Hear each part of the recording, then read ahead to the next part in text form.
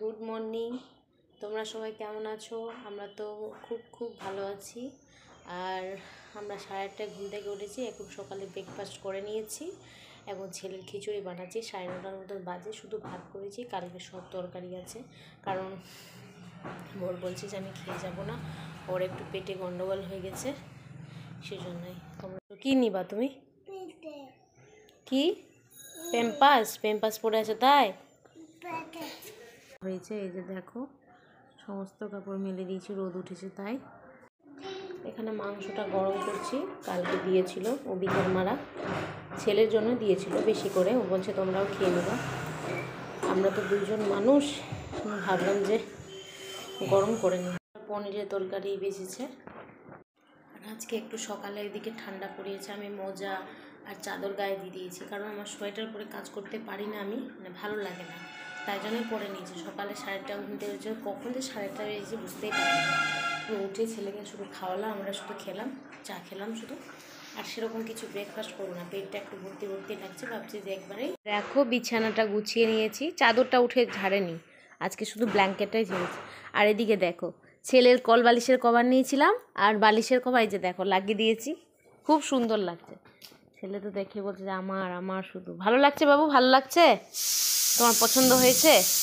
হ্যাঁ, ভালো করে বলো, হয়েছে?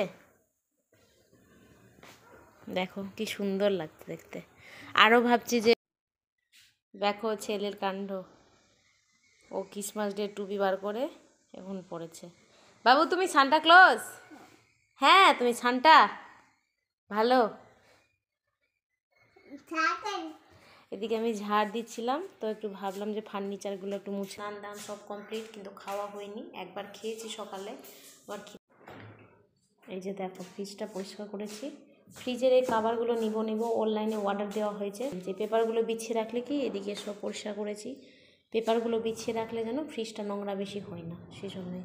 ছেলে দুষ্টুমি করছিল, তাই জন্যই ফোন করেছিলাম যে কখন আসবে।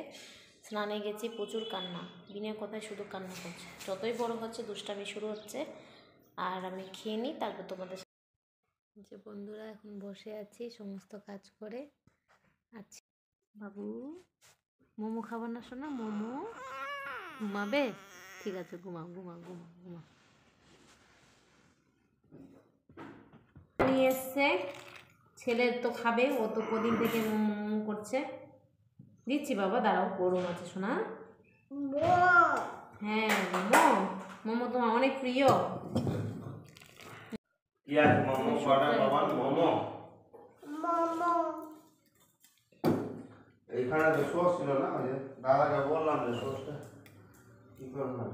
আমি খাবো না সোস টোস, সোস আমার পছন্দ না। কিসা আমি আমি স্কুলে দিয়ে চলে আসবো কালকে।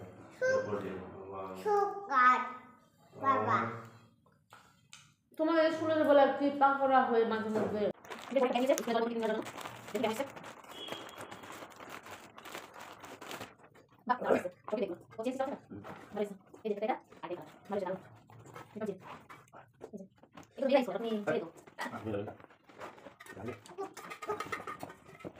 মিশো থেকে নিয়েছিলাম। প্রোডাক্টটা ঠিকই আছে, কিন্তু সাইজ একদম ছোট, এত ছোট সাইজ ভাবতেই পারিনি। জ্যাকেট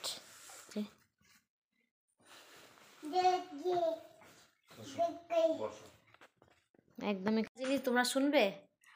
আমার আর বরের একসাথে পার্সেল এসছে, কিন্তু ডেলিভারি বয়টা বরকে ফোন করেছে, ও বলে দিয়েছে যে নাপিতের দোকানে দিয়ে দিবা। আর আমি বাইরে আছি, আমাকেও ফোন করেছে ডেলিভারি বয় যে তা আমার পার্সেল আসছে, নাপিতের দোকানে পার্সেলটা দিতে বলেছে, কারণ জানে যে ও স্নান বা কিছু করতে হবে, সেজন্যই। আর নাপিত কিন্তু মানে যে দাদাটার দোকানে দিয়েছে, সে আমার দিকে আবার তাকাচ্ছে ওখান থেকে, আমি বাইরে ছিলাম, ও আবার তাকাচ্ছে যে কী ব্যাপার, ও আবার বাইরে আছে আর পার্সেলটা আবার আমাকে নিতে বললো কেন। আর আমি তখন মানে জানতে পারিনি, তারপর ও যখন আসে তখন বললো যে ব্যাগটা এসছে, যে ব্যাগটা অর্ডার করেছিলাম। তো আর বের করো না বাবু, ওই দুটো রেখে দাও, ছেঁড়া আছে তো, ওই দুটো পড়বে এখন আমার ছেলে। ঠিক আছে, ওকে পড়াই তাহলে। কি আছে দেখো, আমার ছেলে একদম ঠাকুর বলতেই পাগল। যে চা করছি, চা নিয়ে এসছি।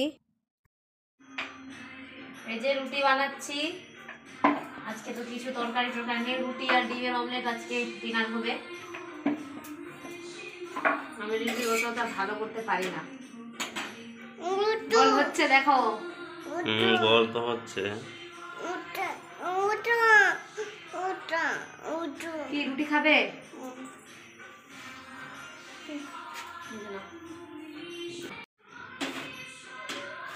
দেখো আমার রুটি ফুলছে কিনা। আমি এভাবেই কাপড়ে সেক।